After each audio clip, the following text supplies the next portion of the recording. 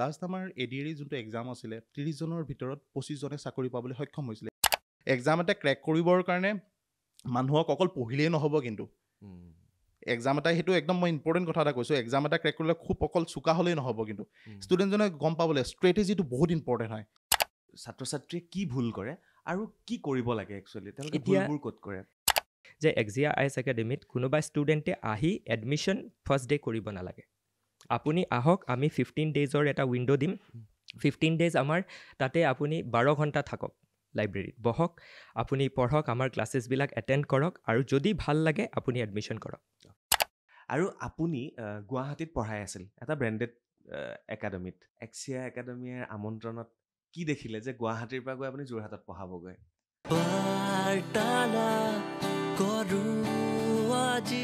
ভিডিঅ'টো ক্লিক কৰাৰ বাবে ধন্যবাদ চাবলৈ আৰম্ভ কৰিছে বাৰ্তালাপ মই চক্ৰপাণি পৰাশৰ আজিৰ ভিডিঅ'টো সম্পূৰ্ণকৈ চাব আপোনালোকে আৰু এইকাৰণেই চাবলৈ অনুৰোধ কৰিছোঁ যে ইয়াত যথেষ্টখিনি ইনফৰমেশ্যন আছে আৰু বিশেষকৈ যিসকলে ভাবিছে যে মই প্ৰশাসনিক বিষয়া হ'ম মই ACS অফিচাৰ হ'ম তেওঁলোকৰ বাবে এই ভিডিঅ'টো যথেষ্ট গুৰুত্বপূৰ্ণ অভিভাৱকেও চাব পাৰে এই ভিডিঅ'টো কাৰণ তেওঁলোকৰ সন্তানৰ বাবে যথেষ্ট উপকাৰী হ'ব এই ভিডিঅ'টো মই আকৌ কৈছোঁ বহু ইনষ্টিটিউট আছে একাডেমি আছে গুৱাহাটীত আৰু সকলোৱে গুৱাহাটীত পঢ়িবলৈ আহে কিন্তু এই ভিডিঅ'টো চাই আপোনালোকে অনুভৱ কৰিব গুৱাহাটীলৈ কিয় আহিব লাগে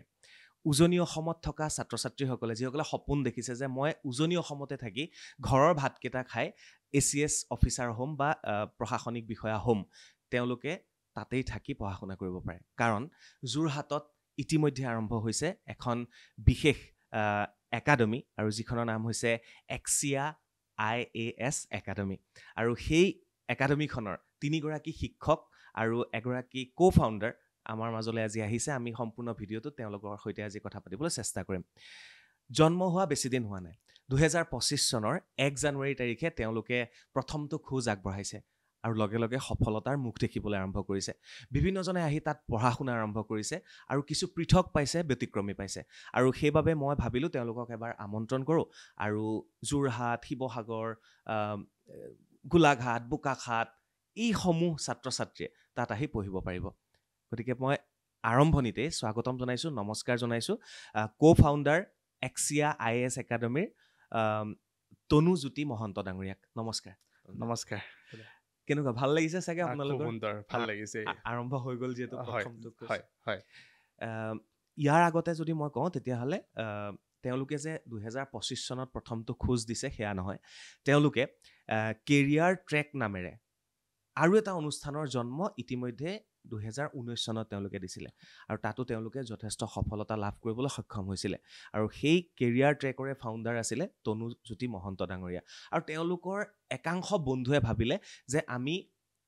এই কেৰিয়াৰ ট্ৰেকতেই কেলে সীমাবদ্ধ থাকিম বেংক বা আন পৰীক্ষাবিলাকৰ পৰীক্ষাৰ দিবৰ বাবে ছাত্ৰ ছাত্ৰীসকলক কিয়নো পঢ়ুৱাম তেওঁলোকে আৰু এখোজ আগুৱাই যাবলৈ বিচাৰিলে তাৰপিছতে জন্ম হ'ল এক্সিয়া IAS একাডেমি মই বহুত কৈ দিলোঁ এতিয়া মহন্ত ডাঙৰীয়া ক'ব প্ৰথম মই যদি কওঁ তেতিয়াহ'লে আপোনালোকৰ শিপাডাল কেৰিয়াৰ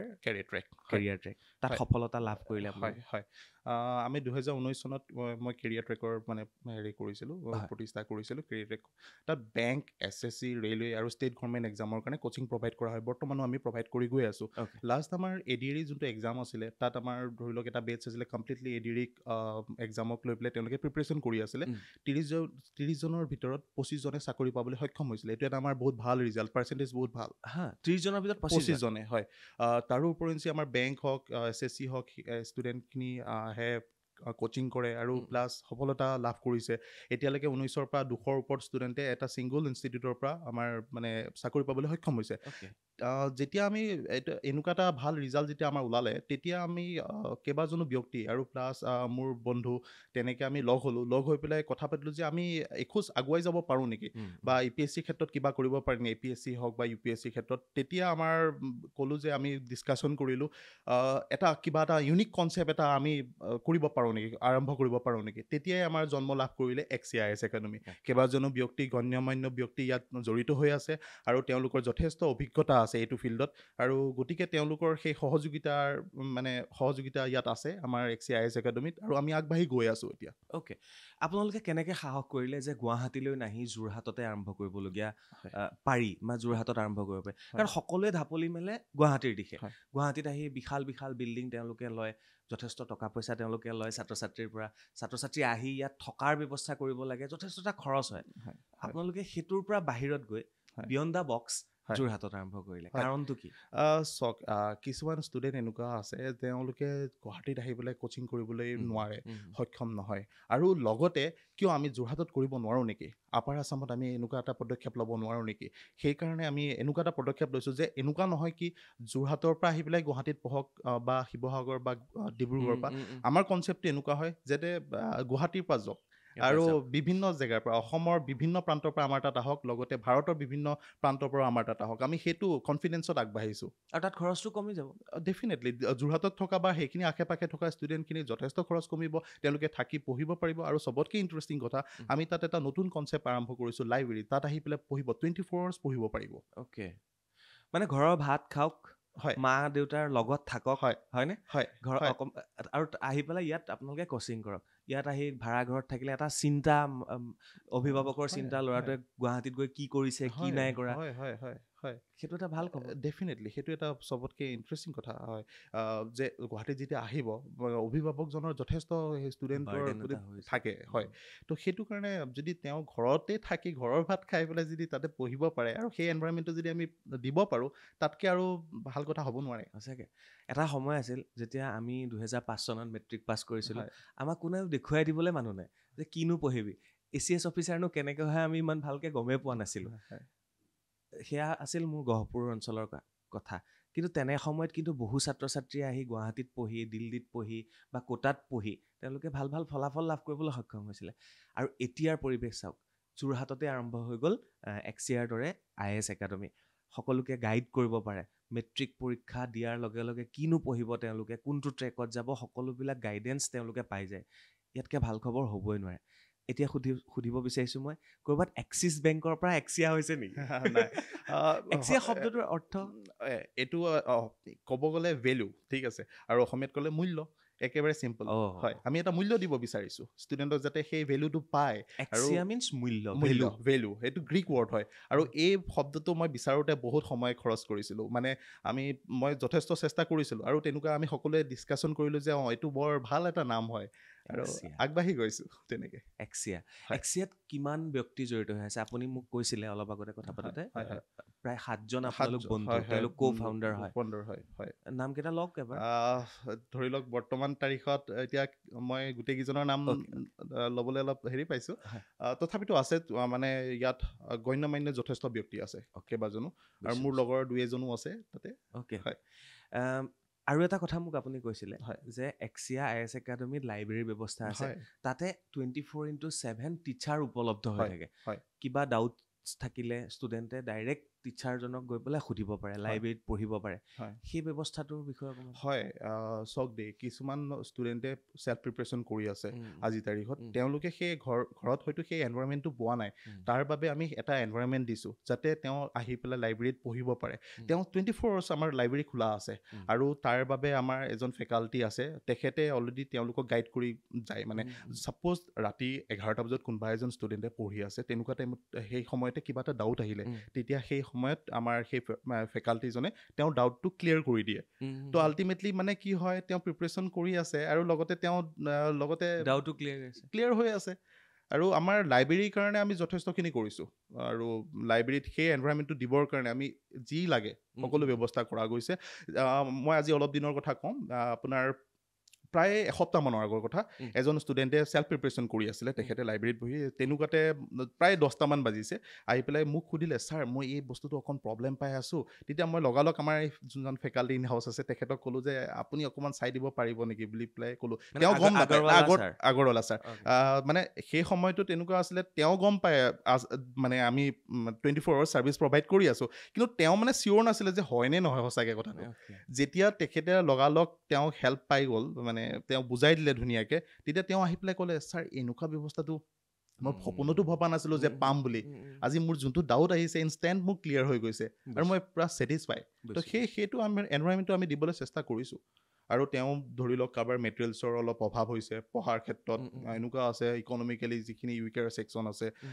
তেওঁৰ সেই প্ৰব্লেমটো বেচিকেলি পোৱা যায় তো তাৰ কাৰণে আমাৰ যিখিনি নোটছ বনাই থোৱা আছে বা কৰি থোৱা আছে সেইখিনি ক্ষেত্ৰতো অকণ হেল্প হৈ যায় আমি গাইড কৰি দিওঁ আৰু লগতে আমি ফ্ৰী কাউন্সেলিং প্ৰগ্ৰামটো কৰোঁৱেই কোনোবা এজন ষ্টুডেণ্টে ছাপ'জ আজিৰ তাৰিখত APSCৰ কাৰণে প্ৰিপেৰেশ্যন কৰিছে বা UPSCৰ কাৰণে কৰি আছে তেওঁ ভালকৈ কৰিব পৰা নাই তেওঁ চিলেবাছটো কোনটো কেনেকৈ পঢ়িব লাগিব কোনখিনি পাৰ্টত চাব লাগিব ধৰি লওক কেনেকৈ তেওঁ মানে কনচেপ্ট ক্লিয়াৰ কৰিব পাৰিব কোনখন কিতাপ ল'ব লাগিব তাৰ কাৰণে তেওঁক এজন মানে মেণ্টৰৰ দৰকাৰ হয় তো তাৰ কাৰণে আমাৰ তাত আহিব পাৰে তাৰ কাৰণে আমি কোনো চাৰ্জ নলওঁ তেওঁ আহি পেলাই ধুনীয়াকৈ সুধিব পাৰিব মানে ইনকুৱাৰীখিনি আগতীয়াকৈ আহি আহিব পাৰিব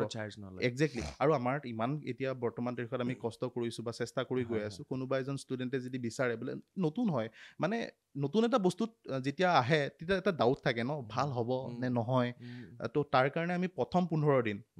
তেওঁলোকক ফ্ৰী আপোনালোকে চাই লওক ভালকৈ কৰক যদি আপোনালোকে ভাল পোৱা নাই তেনেহ'লে নল'ব মানে 100% গেৰাণ্টি তেওঁ ল'বই যিকেইজন ষ্টুডেণ্ট আমাৰ তাত আহিছে তেওঁলোকে ক্লাছ কৰাৰ পিছত কৈ গৈছে যে ছাৰ ভাল লাগিছে যথেষ্ট মই অলৰেডি আমুকত কৰি আছিলোঁ কিন্তু মই ভবা নাছিলোঁ মই জাষ্ট এনেই আহিছিলোঁহে কিন্তু ইয়াত কৰাৰ পিছত মই গম পাইছোঁ যে বহুত ভাল লাগিছে মানে বহুত ভাল পাইছোঁ আপোনালোকে ইতিমধ্যে বিশ্বাসযোগ্যতাটো আপোনালোকে পাইছে কাৰণ আপোনালোকৰ কেৰিয়াৰ ট্ৰেকত আপোনালোকে প্ৰায় 200জন ছাত্ৰ ছাত্ৰীক ইতিমধ্যে পঢ়ুৱাই তেওঁলোকক চাকৰিৰ ব্যৱস্থা কৰি দিছে বেংক হওক বাকী ৰেলৱে হওক SSC হওক 30জনৰ ভিতৰত 25জনে ইতিমধ্যে পাইছে বুলি তেওঁ কৈছে এইবাৰ গতিকে সেইটো বিশ্বাসযোগ্যতা আপোনালোকৰ আহিছে এতিয়া নেক্সট বিশ্বাসযোগ্যতা আপোনালোকৰ আহিব লাগে এক্সিয়া আৰু তাৰ বাবে হয়তো আপোনালোকে আহক আহি পেলাই সোধক মানে যিমানে আপোনালোকে সুধিব তেওঁলোকক আপোনালোকৰ ডাউটছবিলাক ক্লিয়াৰ হ'ব ক'ৰবাত অনলাইনত আপোনালোকে সুধিব বিচাৰিছে কাৰোবাক লগ পাব বিচাৰিছে পোৱা নাই লগ ডাইৰেক্ট আহক তেওঁলোকৰ অফিচত কেইবাজনো টিচাৰ আছে কেইবাজনো মেণ্টৰ আছে তেওঁলোকৰ লগত আহি কথা বতৰা আলোচনা কৰক কেনেকৈনো আগুৱাই যাব আগবাঢ়ি যাব অভিভাৱকো আহক ছাত্ৰ ছাত্ৰীও আহক তেতিয়াহে আপোনালোকে এটা পথ বিচাৰি পাব মই সেইটোৱে আশা কৰিছোঁ ইয়াৰ পিছত মই এটা বস্তু সুধিব বিচাৰিছোঁ গুৱাহাটীত অজস্ৰ আছে গলিয়ে গলিয়ে একাডেমি আছে আৰু তাত আমি দেখিছোঁ ছাত্ৰ ছাত্ৰীয়ে কেনেকৈ পঢ়া শুনা কৰিছে কিমান কষ্ট যোৰহাটত আপোনালোকৰ বাহিৰে আৰু কিবা আছে নেকি আপোনালোকৰ দৃষ্টিত বা কম্পিটিশ্যনত অহা নাই থকাটো আছে কিন্তু আমি বৰ্তমান তাৰিখত কাৰো লগত কম্পিটিশ্যন কৰা নাই বুজিছোঁ হয় আমাৰ কথাটো হৈছে কি আমি যিটো দিম যাতে ষ্টুডেণ্টে কৈ যায় যে কিবা এটা পাইছোঁ কাৰণ কথাটো হয় কি চাব দেই এজন ষ্টুডেণ্টৰ টাইমৰ এটা কথা থাকে সদায় তেওঁ কিবা এটা ভাবি পেলাই আহে যে ইয়াত কিবা এটা পাম আৰু তেওঁৰ এটা সপোন থাকে সেই সপোনটো যদি আমি দিঠকত পৰিণত কৰিব নোৱাৰোঁ তেনে আমাৰ নিশ্চয় বেয়া লাগিব বা তেওঁৰ সপোন ভাঙি যাব তো সেইকাৰণে আমি অহৰহ চেষ্টা কৰি আছোঁ আমাৰ যোনটো টীম আছে আজি চাব মই এটা এইখিনিতে কথা এটা উল্লেখ কৰিবলৈ গৈ আছোঁ আমি 1 তাৰিখৰ পৰা আৰম্ভ কৰিলোঁ আজিলৈকে কোনো দিনো আমি ৰোৱা নাই আমাৰ যদি আপুনি নিউজ পেপাৰ এনালিচিছ চাই আমাৰ news paper analysis completely different হয় বেলেগৰ লগত আমি তুলনা মানে কৰিব নোৱাৰে আপুনি চাব পাৰে আমাৰ ইউটিউব চেনেল হয় ইউটিউব চেনেলত হয় আমাৰ XCIS একাডেমি যোনটো YouTube channel official YouTube channel আছে তাত গৈ পেলাই নিউজ পেপাৰ এনালিচিছ আপুনি চাওক প্ৰত্যেকটো নিউজ অহৰহ আমি চেষ্টা কৰি আছে আমাৰ যোনটো টীম আছে এনালিচিছ কৰে বা যিকেইজনে বনায় আমাৰ ৰিচাৰ্চ টীম তেওঁলোকে যথেষ্ট কষ্ট কৰি আছে আমাৰ এনেকুৱা হয় সেই নিউজ পেপাৰ যদি ভালকৈ আপুনি চাবলৈ হয় নহয় তেতিয়াহ'লে আপুনি এটা এক্সাম ক্ৰেক কৰিবই আপুনি পাৰিবই সেই পচিবিলিটিটো আছে মানে আপুনি ভালকৈ চাব মানে ধৰি লওক ষ্টুডেণ্টজনে কেনেকৈ কৰিব পৰীক্ষাত কি পইণ্টৰ পৰা চাব লাগিব সেইখিনিও আমি তেওঁলোকক মানে গাইড কৰি লৈ যাওঁ হয় আপোনালোকে অনলাইনতো যায় হয় হাইব্ৰিড ছিষ্টেম আছে আমি আৰম্ভ কৰিছোঁ আমাৰ অনলাইনত এতিয়া বৰ্তমান তাৰিখত আমি লাইভ ক্লাছেছবিলাকো আমি আৰম্ভ কৰিছোঁ আৰু লগতে কোনোবাই যদি লাইভ ক্লাছ কৰিব বিচাৰে আমাৰ লগত যোগাযোগ কৰিব পাৰে লাইভ ক্লাছৰ কাৰণে লগতে আমাৰ ইউটিউবতো সেতি আমি ফ্ৰী নিউজ পেপাৰ এনালিচিছটো দিয়ে আছোঁ আৰু কিছুমান ইম্পৰ্টেণ্ট টপিকো আমি গৈ আছোঁ 87টা নিয়েৰ এবাউট আমাৰ এতিয়ালৈকে ভিডিঅ' হৈ গ'ল 1 তাৰিখৰ পৰা আৰু আপুনি যদি ভিডিঅ'কেইটা চাই তেতিয়া বুজি পাওঁ আমাৰ মানে আমি কিমান ডেপ্থলৈকে আমি ডিছকাশ্যন কৰিছোঁ আৰু চবতকৈ ইম্পৰ্টেণ্ট কথা হয় কি আমাৰ হাইব্ৰিড ছিষ্টেমটো আমি চাইমেলটেনিয়াছলি কৰিছোঁ কোনোবা এজন ষ্টুডেণ্টে তাত পঢ়ি আছে লগে লগে অনলাইনতো যাতে তেওঁ ক্লাছটো যদি ইনকেছ মিছ হৈ যায় সেইখিনি যাতে তেওঁ চাব পাৰে হয় অ'কে আৰু দুগৰাকী শিক্ষক আছে মেণ্টৰ বুলি ক'ব পাৰে টিচাৰ বুলি ক'ব পাৰে তেওঁলোক বিতু আগৰৱালা ডাঙৰীয়া আৰু তেখেত এগৰাকী মানে খুব ষ্টুডেণ্টৰ প্ৰিয় শিক্ষক বুলি মই ইতিমধ্যে গম পাইছোঁ কথা পাতি পেলাই তেওঁৰ লগত তেওঁ আহি আছে আৰু তাৰপিছত এই আকাংক্ষা হাজৰিকা ল'ৰা হয় তেওঁ আহি আছে গতিকে এই দুজন শিক্ষক আহি আছে তাৰ আগতে মই তনুজ্যোতি মহন্ত ডাঙৰীয়াৰ পৰা এটা বস্তু বুজিব বিচাৰিছোঁ তেখেতে শিক্ষক হয় তাৰ বাহিৰে তেখেতে আৰু এটা বিশেষ বিষয়ত তেখেত অলপ অভিজ্ঞ সেইটো হৈছে বৈদিক গণিত এই বৈদিক গণিতৰ ওপৰত মই জাষ্ট আপোনাৰ পৰা অকণমান সময় কথা পাতিব বিচাৰিছোঁ মানে বৈদিক গণিত কি হয় আৰু সেইটো অসমত ভাৰতবৰ্ষত প্ৰচলিত নে ক'ৰ পৰা আহিছে বৈদিক গণিত হয় ভেদিক মেথছৰ বিষয়ে বহুতে আজিকালি পপুলাৰিটি লাহেকৈ পাইছে মানে গম পাইছে আপুনি উইদাউট পেন এণ্ড পেপাৰ আপুনি কেলকুলেট কৰিব পাৰে কিছুমান মানে মেথছৰ প্ৰব্লেম ছাপ'জ মই এটা এক্সাম্পল দিছোঁ আপোনাক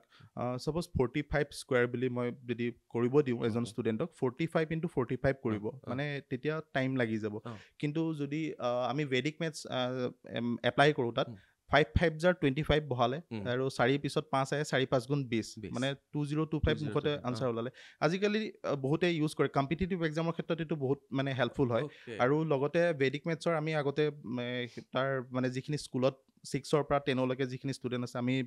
দি আছিলোঁ আৰু এতিয়া আকৌ আমি লাহেকৈ সেইটো পদক্ষেপ আকৌ হাতত লৈছোঁ যে ভেদিক মেথছৰ ওপৰত বহুত হেল্পফুল হয় ভেদিক মেথছ আৰু এইটো অৰ্থবাবেদৰ পৰা লোৱা গৈছিলে হয় হয় হয় এইটো ভাৰতৰে হয় হয় আৰু ভাৰতী কৃষ্ণ তীৰ্থজীয়ে অৰ্থবাবেদৰ পৰা মানে লৈছিলে 1613 চাবসূত্ৰৰ ওপৰত বেছ হয় আৰু ভেদিক মেথছটো আজি অকল ভাৰততে নহয় আপুনি যদি চাই ইউৰোপতো পপুলাৰ হয় ভেদিক মেথছ আৰু আপুনি যদি ভেদিক মেথছ অকণ জানে তেনেহ'লে আপুনি without pen and paper calculate কৰিব পাৰে এক্সেক্টলি হয় ক্লাছ এক্সাম হলতো এইটো খুবেই বেছি প্ৰয়োজন মই জাষ্ট সৰু এটা এক্সাম্পল এটাহে দিছোঁ যে 45 স্কোৱাৰ এনেকুৱা আপোনাৰ বহুত ডাঙৰ ডাঙৰ মাল্টিপ্লিকেশ্যন হওক ডিভিজন হওক আপোনাৰ বহুতখিনি প্ৰব্লেম ইজিলি কৰিব পাৰে আৰু এইখিনি আপুনি আপোনাৰ ক্লাছত ষ্টুডেণ্টক হয় হয় হয় তো সেইকাৰণে আমাৰ কেৰিয়াৰ ট্ৰেকত যেতিয়া বেংকিঙৰ কাৰণে আহে তো আল্টিমেটলি ভেদিক মেথছ তাত দেখুৱাই দিওঁ তো মেথছটো বহুত বেছি ইজি হৈ যায় তেওঁলোকে ইজিলি কৰিব পাৰে ঠিক সেইদৰে আমি XCIS একাডেমীটো তেনেকুৱা ধৰণৰ আমি পদক্ষেপ কিছুমান লৈছোঁ যাতে তেওঁলোকে ইজিলি ল'ব পাৰে মানে কোৰ্চটো বুজি পায় এতিয়া ছাপ'জ চি ছেট বুলি কোৱা ল'লে কিছুমানে ভয় খায় তো চি ছেটত আমি প্ৰিভিয়াছ ইয়েৰ অহা কুৱেশ্যনছবিলাকৰ পৰা ধৰি পেলাই কেনেকুৱা ধৰণৰ কুৱেশ্যন হ'ব পাৰে তো সেইবিলাকৰ ওপৰত আমি যথেষ্ট মানে গুৰুত্ব দিছোঁ যাতে ষ্টুডেণ্টখিনি ইজি পায় আৰু গোটেই মানে যেতিয়া APSCত বহে নহয় তাৰ যোনটো মানে আপোনাৰ ধৰি লওক টেকনিক মানে মই টেকনিক বুলিয়ে কৈছোঁ এক্সাম এটা ক্ৰেক কৰিবৰ কাৰণে মানুহক অকল পঢ়িলেই নহ'ব কিন্তু এক্সাম এটা সেইটো একদম মই ইম্পৰ্টেণ্ট কথা এটা কৈছোঁ এক্সাম এটা ক্ৰেক কৰিলে খুব অকল চোকা হ'লেই নহ'ব কিন্তু ষ্টুডেণ্টজনে গম পাবলৈ ষ্ট্ৰেটেজিটো বহুত ইম্পৰ্টেণ্ট হয় যদি আমি তেওঁক পাৰফেক্ট এটা ষ্ট্ৰেটেজি দিব পাৰোঁ ন আৰু তেওঁ গম পাই যায় তেতিয়াহ'লে তেওঁৰ কাৰণে বহুত বেছি ইজি হৈ যায় তো XCIS একাডেমীত আমি সেইখিনিয়ে কৰিছোঁ ষ্টুডেণ্টজনক পাৰফেক্ট এটা ষ্ট্ৰেটেজি কাৰণ সেই ষ্ট্ৰেটেজি দিবৰ কাৰণে আমাৰ যোনটো টীম আছে সেই টীমটো অলৰেডি এক্সপিৰিয়েঞ্চ আছে যথেষ্ট এক্সপিৰিয়েঞ্চ অভিজ্ঞতা আছে এনেকুৱা ব্যক্তি আছে অলৰেডি ধৰি লওক আমাৰ ধৰি লওক APSC ক্লিয়াৰ কৰিলে তেওঁ অলৰেডি ছাৰ্ভিং অৱস্থাত এতিয়া বৰ্তমান কৰি আছে তেওঁ যোনটো ফ্ৰী টাইম আমি ৰিকুৱেষ্ট কৰোঁ যে আপুনি আহক ষ্টুডেণ্টক কিবা এটা দেখুৱাওক তো তেওঁ ছানডে হওক ফ্ৰী টাইমত আহি পেলাই ষ্টুডেণ্টৰ কাৰণে আহে টাইমটো দিয়ে তাৰ উপৰিঞ্চি আমাৰ যিসকল আমাৰ বৰ্তমান তাৰিখত আমাৰ হেৰি আছে আমাৰ মেণ্টৰ আছে বা আমাৰ ফেকাল্টি আছে তেওঁলোকে অলৰেডি কেইবাবাৰো এক্সাম ক্ৰেক কৰিছে আমাৰ এনেকুৱা নহয় যে জাষ্ট এটা এক্সাম কিবা এটা ক্ৰেক কৰিলে বা প্ৰিলিমছ এক্সামটো ওলালে তাৰপিছত আমাৰ ফেকাল্টি হৈছে তেনেকুৱা নহয়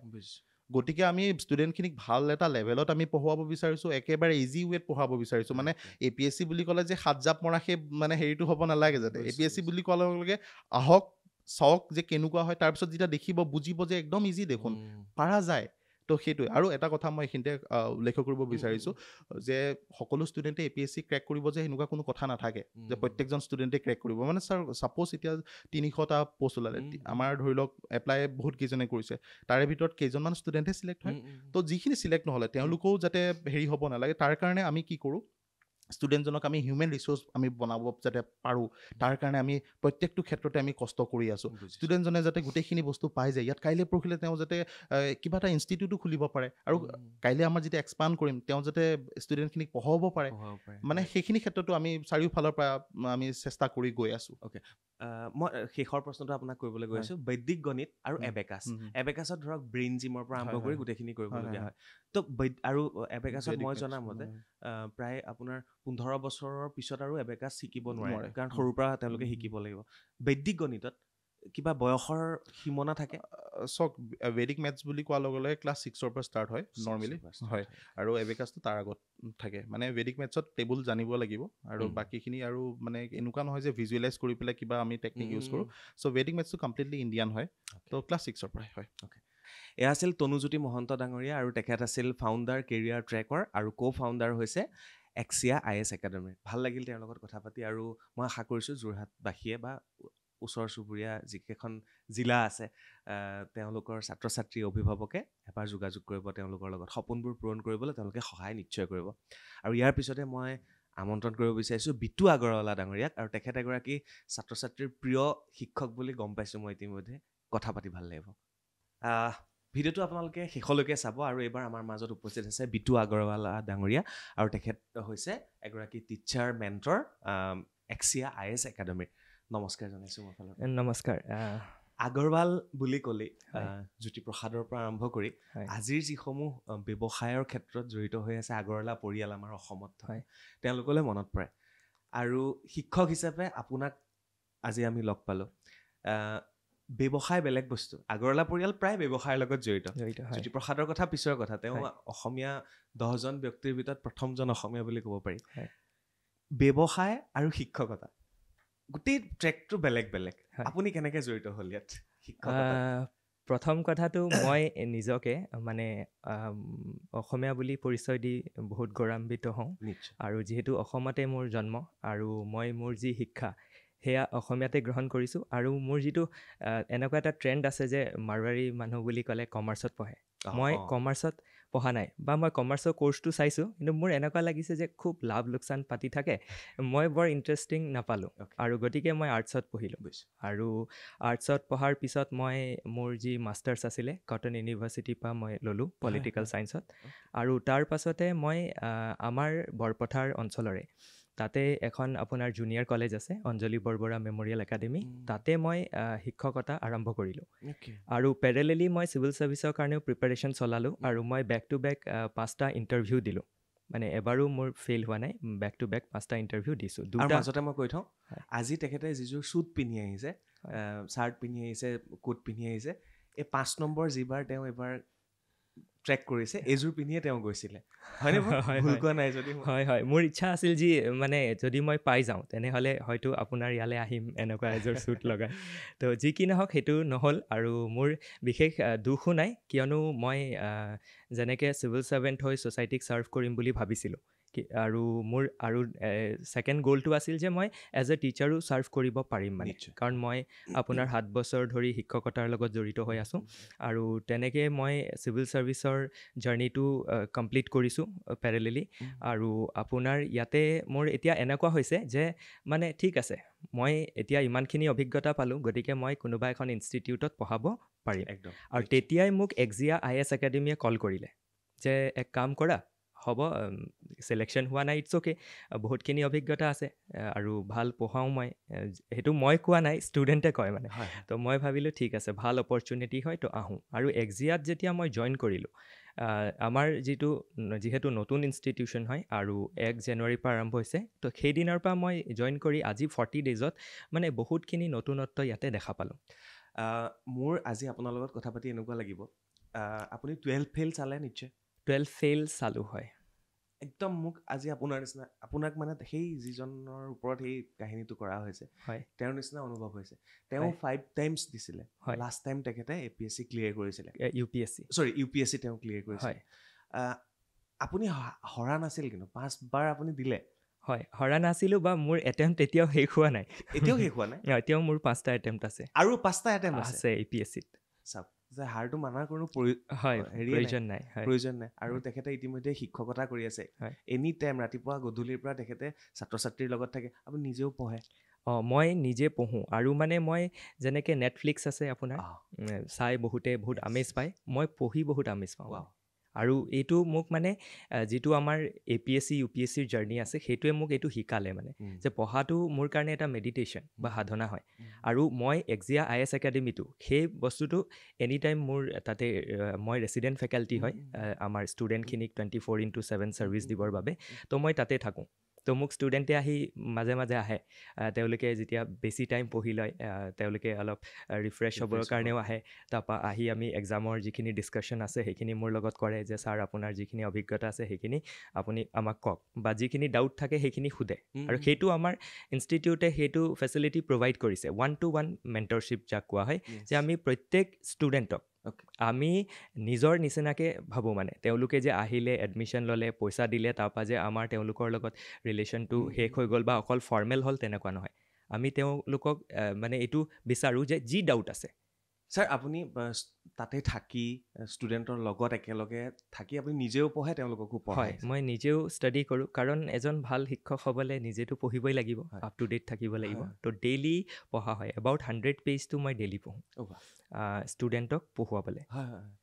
যাতে তেওঁলোকৰ যিখিনি ডাউটছ আছে সেইখিনি মই কেটাৰ কৰিব পাৰোঁ আৰু আমাৰ যিটো লাইব্ৰেৰী ফেচিলিটি আছে তাতে তেওঁলোকক কি কৰা হয় 24/7 তেওঁলোকে এক্সেছ ল'ব পাৰে আৰু লোৱাৰ পিছত তেওঁলোকে আহি কিবা যদি ডাউট থাকে মোক নক কৰিলেই হ'ল কাৰণ আপুনি তাতে থাকে মই একদম ওচৰতে থাকোঁ ওচৰতে তো থাকে। নক কৰিলে মই তেওঁলোকৰ ডাউটটো কেটাৰ কৰি দিওঁ মানে ক্লাছৰুম লাইব্ৰেৰী আৰু আপোনাৰ ৰুম হয় একাডেমীৰ ভিতৰতে একাডেমীৰ ভিতৰতে আৰু ইয়াতে এটা মানে উল্লেখযোগ্য কথা এইটো যে যিখিনি ষ্টুডেণ্ট ধৰি লওক বাহিৰত ক'ৰবাত দিল্লীত কোচিং কৰিলে বা গুৱাহাটী বেছড কোনোবা কোচিং ইনষ্টিটিউটত কোচিং কৰিলে আৰু তেওঁলোকে গৈ যোৰহাটত উভতি গ'ল যোৰহাট যেনিবা ঘৰ আছে তো তেওঁলোকে আমাৰ লাইব্ৰেৰীটোত একদম এটা মিনিমাল ফিজ দি এডমিশ্যন ল'ব পাৰে আৰু লোৱাৰ পিছত তেওঁলোকে নিজৰ ডাউটটো ক্লিয়াৰ কৰিব পাৰে আমি যে আমাৰ ষ্টুডেণ্ট নহয় অকল লাইব্ৰেৰীহে এক্সেছ কৰিছে তো আমি তেওঁলোকক সেইটো ফেচিলিটিও প্ৰভাইড কৰোঁ ছাৰ আপুনি এজ এ যিসকল ষ্টুডেণ্ট থাকে তেওঁলোকৰ ওচৰত আপুনি এজ এ টিচাৰ হিচাপে নহয় চাগে অকণমান ছিনিয়ৰ বা বন্ধু হিচাপে ট্ৰিট কৰি তেওঁলোকক বেছি ভাল পায় সেইকাৰণে আপোনাক তেওঁলোকে ভাল পায় হয় ভাল পায়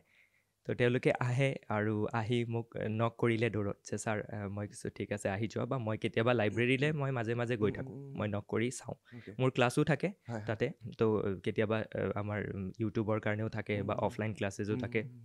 তো সেই ক্লাছেছখিনি কৰাৰ পিছত মই মাজে মাজে আহি ভুমুকি এটা মাৰোঁ যে কিবা আছে নেকি তো তেওঁলোকে যদি কয় আছে বুজাই দিওঁ আৰু কৈ আহোঁ যে যদি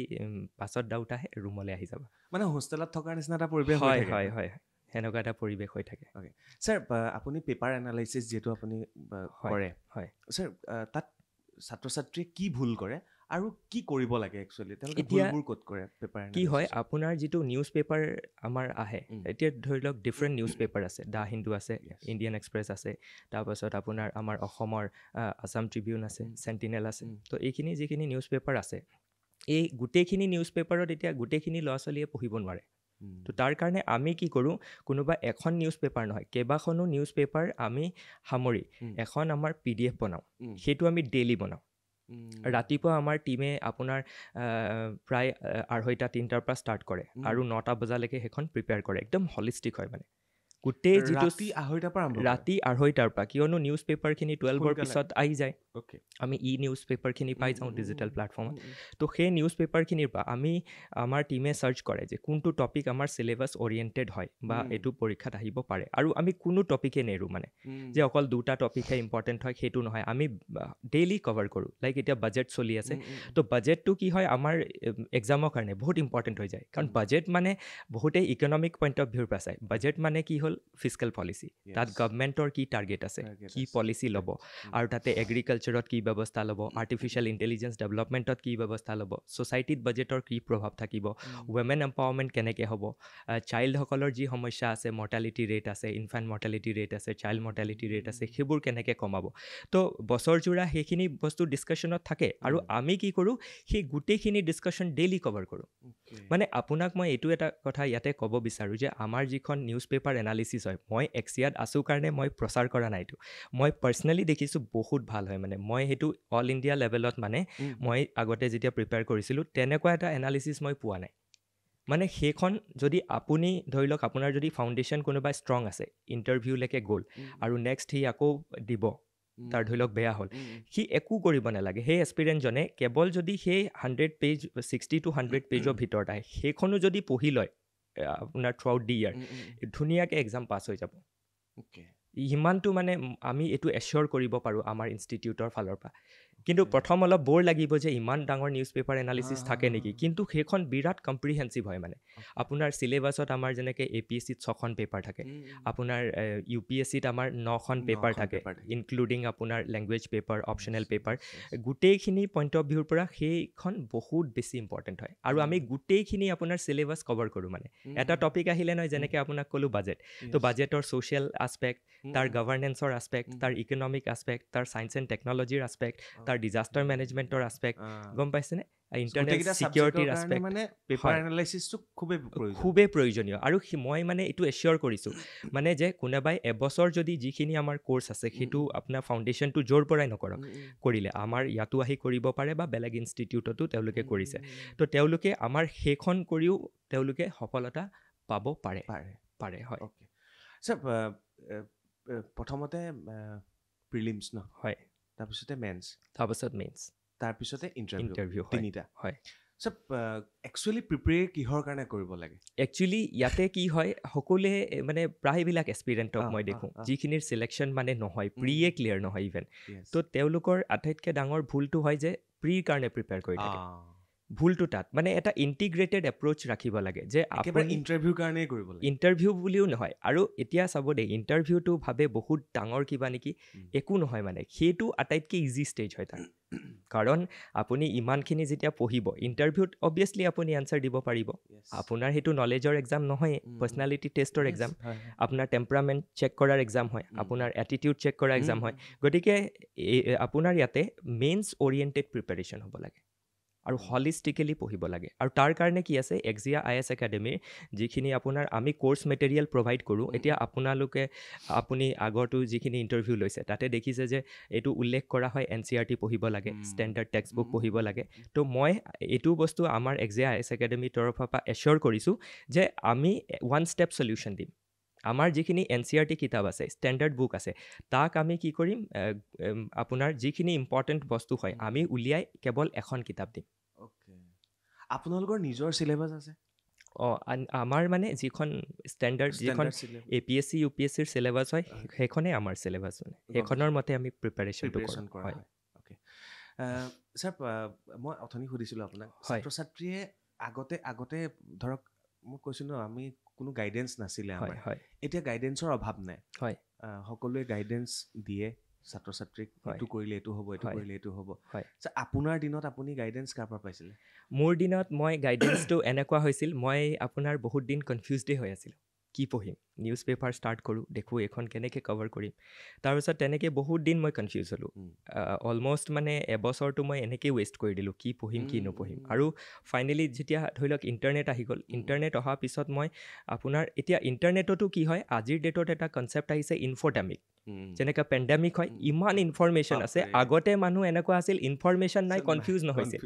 চেষ্টাই নকৰিছিল বা চেষ্টা কৰিলেও কম ইনফৰমেশ্যন আছে অধিক মাছত বগলীকণা এনেকুৱা হৈছে মানে অধিক মাছত বগলীকণা ইমান ইনফৰমেশ্যন আছে কোনটো পঢ়িব তো আমি এক্সিয়া IAS একাডেমীয়ে কি কৰি আছোঁ যে তেওঁলোকক ৰাইট গাইডেঞ্চ প্ৰভাইড কৰিবলৈ যত্ন কৰিছোঁ আৰু ইয়াতে এটা কথা এইটো উল্লেখ কৰিম যে এক্সিয়া IAS একাডেমীত কোনোবা ষ্টুডেণ্টে আহি এডমিশ্যন ফাৰ্ষ্ট ডে কৰিব নালাগে আপুনি আহক আমি 15 ডেইজৰ এটা উইণ্ড' দিম 15 ডেইজ আমাৰ তাতে আপুনি 12 ঘণ্টা থাকক লাইব্ৰেৰীত বহক আপুনি পঢ়ক আমাৰ ক্লাছেছবিলাক এটেণ্ড কৰক আৰু যদি ভাল লাগে আপুনি এডমিশ্যন কৰক আৰু যদি বেয়া লাগিছে আপোনাৰ বোলে নাই মোৰ ভাল নহয় ইনষ্টিটিউটখন আপুনি এক্সিট কৰি দিয়ক 15 দিনৰ ফ্ৰী ট্ৰায়েল কোৰ্চ তেওঁলোকে আগবঢ়াইছে হয়। গতিকে আহিলে যে এডমিশ্যন ল'ব লাগিব সেইটো কথা নাই হয়। আৰু তেওঁলোকৰ পৰা গাইডেঞ্চ আপোনালোকে ল'ব পাৰে প্ৰথমতে পঢ়ি চাওক 15 দিন তাৰপিছত যদি ভাল পাইছে থাকক নহ'লে আপোনালোকে এক্সিট কৰিব পাৰে ছাৰ আপুনি ফাৰ্ষ্ট কোনটো ইয়েৰত এটেম্প কৰিছে মোৰ ফাৰ্ষ্ট এটেম্পটো আছিলে আপোনাৰ 2020 ক'ভিডৰ সময়ত ক'ভিডৰ সময়ত ক'ভিডৰ তাত আপুনি কি ভুল কৰিছিলে ক'ভিডৰ সময়ত মোৰ কি ভুল হৈছিলে বুলি যদি কওঁ মানে সেই সময়ত অপশ্যনেল পেপাৰ আছিলে Okay. আৰু অপশ্যনেল পেপাৰত মই কম মনোযোগ দিছিলোঁ মই ভাবিছিলোঁ যে প্ৰিলিমছলৈকে গৈছে প্ৰিলিমছ নহয় মই প্ৰিলিমছ মেইনছ ইণ্টাৰভিউ 5টা এটেম্পটত মানে মই 3টা CCEৰ এক্সাম দিছোঁ হয়, হয়, য'ত মই প্ৰি মেইনছ ইণ্টাৰভিউলৈকে গৈছোঁ আৰু 2টা RA ইণ্টাৰভিউ দিছোঁ য'ত প্ৰিলিমছ ডাইৰেক্ট ইণ্টাৰভিউ মানে এটা ইণ্টাৰভিউলৈকে আপুনি গৈছে অবজেক্টিভ এক্সাম হয় 5বাৰ গৈছোঁ আপুনি ইণ্টাৰভিউলৈকে গৈছে হয় গৈছোঁ ইণ্টাৰভিউত আপোনাৰ কেঞ্চেল হৈছে ইণ্টাৰভিউত কেঞ্চেল বুলি নকওঁ একজেক্টলি আপোনাৰ কি হয় মেইনছ আৰু ইণ্টাৰভিউ মাৰ্কছটো মানে এড হৈ ওলায় তো তাতে মোৰ কেতিয়াবা 2 থাকি যায় কেতিয়াবা 4 থাকি যায় তো সেইটো মানে ঠিক আছে মোৰ কিবা ধৰি লওক 19-20 আছে তো সেইটো মোৰ থাকি গৈছে বাট কোনো কথা নাই মানে সেইটো But ফেইলিয়াৰ বুলি ধৰা নাই মানে নিশ্চয়। এৰি দিলেহে ফেইলিয়াৰ মানে সেইটোৱে ছাৰ কোনোবাই যে কয় ন মাৰ্কছৰ কোনো কথা নাই আমি হয়। নলেজ ল'ব লাগে হয় হয় আপোনাৰ হয়তো ক্লাছ 9ত আপুনি কিমান মাৰ্কছ পাইছিলে আপোনাৰো মনত নাই মোৰো হয় মনত হয় নাই ছাৰ ক'ৰবাত এনেকুৱা হয় নেকি এই ধৰণৰ এক্সামবিলাকত ACS হওক UPSC হওক হয় হয় এই এক্সামবিলাকত ক'ৰবাত মাৰ্কছে ক'ৰবাত আমাক সফলতা দেখুৱাত ক'ৰবাত মানে এইখিনিতে মই আপোনাক ক'ম যে অল ইণ্ডিয়াত এইটোৱে এটা এক্সাম আছে চাগে য'ত আপোনাৰ কোনো পাৰ্চেণ্টেজৰ প্ৰয়োজন নাই, কোনো আৰ্টছ ছায়েন্স কমাৰ্চ বুলি কোনো বাধা ইয়াতে নাই। আপুনি চিম্পল গ্ৰেজুৱেট হ'ব লাগে আৰু ইয়াতে যিটো চিলেবাছ ডিজাইন কৰিছে সেইটো আপুনি চিম্পলি বুজিব লাগে। আপুনি বহুত চোকা ব্যক্তি হ'ব নালাগে, কাৰণ আজি ধৰি লওক বহুত চোকা ব্যক্তি এজনে বা বহুত মানে ওপৰৰ ব্যক্তি এজনে আহি গ্ৰাউণ্ডৰ মানুহৰ লগত কাম কৰিব নোৱাৰিব। আপোনাৰ UPSC চিলেবাছ বা APSC চিলেবাছ এনেকুৱাকৈ ফ্ৰেম কৰা হৈছে যে আপুনি আমাৰ সমাজখন বুজক, আমাৰ ৰাজনীতিটো বুজক, আমাৰ কি কি অৰ্থনৈতিক সমস্যা আছে সেইখিনি বুজক, সেইখিনিয়ে পৰীক্ষাত সোধা হ'ব যে চেলেঞ্জেছ কি আছে, চলিউশ্যন কি আছে, সেইখিনি দিয়ক। আৰু আপুনি যেতিয়া ছাৰ্ভিচ পাব সেইখিনি আপুনি গ্ৰাউণ্ডত গৈ কৰক। মানে এক্সামটো শ্বৰ্ট অফ মানে ট্ৰেইনিঙে হয়, মানে ট্ৰেইনিঙে হয়। বহুত ইণ্টাৰেষ্টিং হয় দেই, প্ৰিপাৰেশ্যনটো বহুত। মইতো এইটো ক'ম যে কেৱল যিসকলে UPSC APSC এক্সাম দিব তেওঁলোক নহয়, আমাৰ দেশৰ প্ৰত্যেক নাগৰিকে এবছৰ পঢ়িব লাগে।